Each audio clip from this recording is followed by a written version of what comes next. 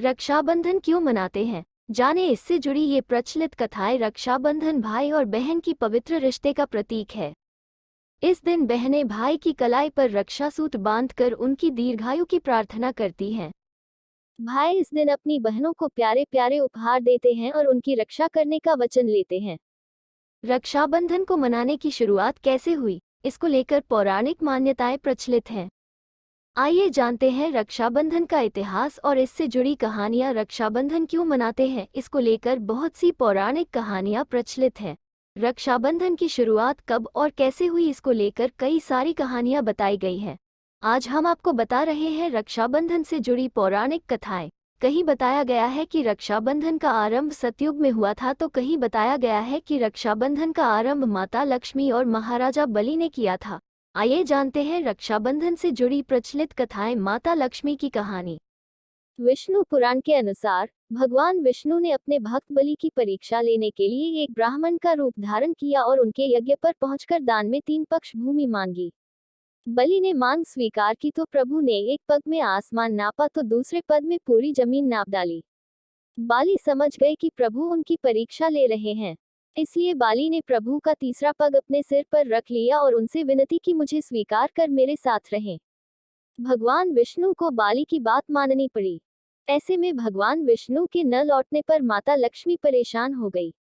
उन्होंने गरीब महिला का रूप धारण किया और राजा बलि के पास पहुंच गई और उन्हें राखी बांधी। राजा बलि ने माता से मनचाहा उपहार मांगने को कहा, जिसके बदले में माता लक्ष्मी ने अपने पति भगवान श्री हरि विष्णु के वापस लौटने की मांग की। अपने वादे को पूरा करने के लिए बलि ने माता लक्ष्मी की मांग को स्वीकार कर लिया। रक्षाबंधन का संबंध श्रवण कुमार से। हर साल सावन मास की पूर्णिमा को मनाए जाने वाले इस त्योहार को लेकर कई मान्यताएं हैं। कहीं कहीं इसे गुरु शिष्य परंपरा का प्रतीक माना जाता है।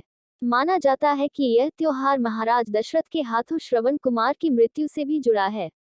इसलिए मानते हैं कि यह रक्षासूत्र सबसे पहले गणेश जी को अर्पित करना चाहिए और फिर श्रवण कुमार के नाम से एक राखी अलग निकाल देनी चाहिए, जिसे आप प्राणदायक वृक्षों को भी बांध सकते हैं। रक्षाबंधन का संबंध कृष्ण द्रौपदी से। महाभारत की कथा भी जुड़ी हुई है। युद्ध में पांडवों की जीत को सुनिश्चित करने के लिए भगवान श्री कृष्ण ने युधिष्ठिर को सेना की रक्षा के लिए राखी का त्योहार मनाने का सुझाव दिया था। वहीं अभिमन्यु युद्ध में विजयी हो, इसके लिए उनकी दादी माता कुंती ने भी उनके हाथ पर रक्षा सूत्र बांधकर भेजा था।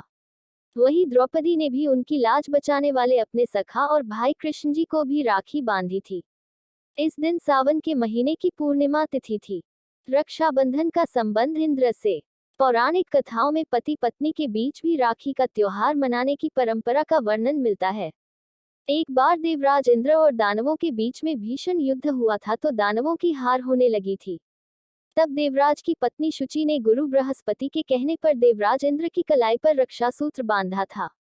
तब जाकर समस्त देवताओं के प्राण बच पाए थे।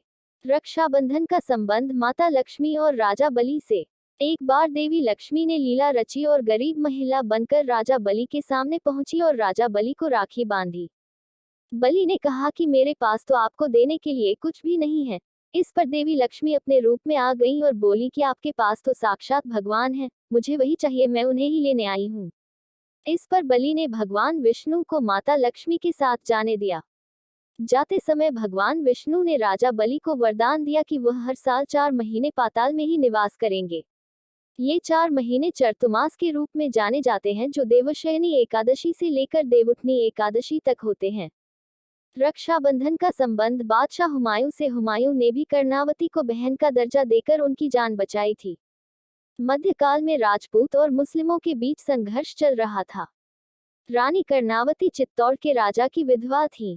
रानी कर्णावती को जब बहादुर शाह द्वारा मेवाड़ पर हमला करने की खबर मिली, तो वह घबरा गईं। कर्णावती बहादुर शाह से युद्ध कर पाने में सक्षम नहीं थी, लिहाजा उन्होंने प्रजा की सुरक्षा के लिए हुमायूं को राखी भेजी। तब हुमायूं ने राखी की लाज रखी और मेवाड़ पहुंचकर बहादुर शाह के खिलाफ युद्ध लड़ा।